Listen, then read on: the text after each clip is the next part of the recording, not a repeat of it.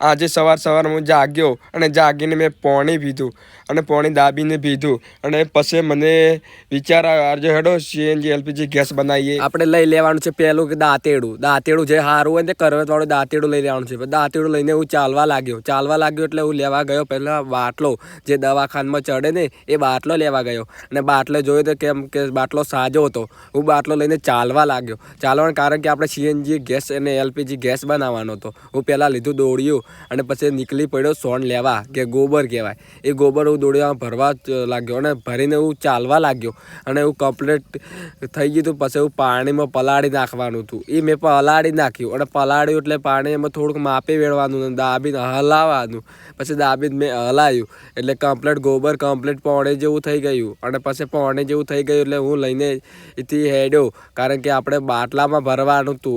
આજે આપણો સીએનજી અને એલપીજી ગેસ બનાવવાનું હતું એટલે હું બાટલો કાપી નાખ્યો અને પણ પછી બાટલો કાપીને પછી મેં અંદર કમ્પ્લીટ બાટલો કર્યો. પણ બાટલો કમ્પ્લીટ કર્યા પછી મેં અંદર ભરવાનું તો આપણે ગોબર એટલે આપણે અંદર ગોબર ભરીએ એટલે એલપીજી ગેસ નીકળે એમાંથી. એટલે હું પહેલાં ગોબર ભરવા લાગ્યો.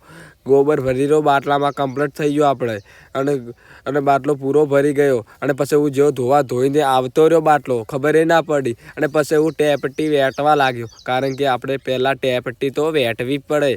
ટેપટી વેટીને પછી હું બીજો ભાગ આવશે તમે જોવાનું ભૂલતા નહીં ગેસ ઉત્પન્ન કેવી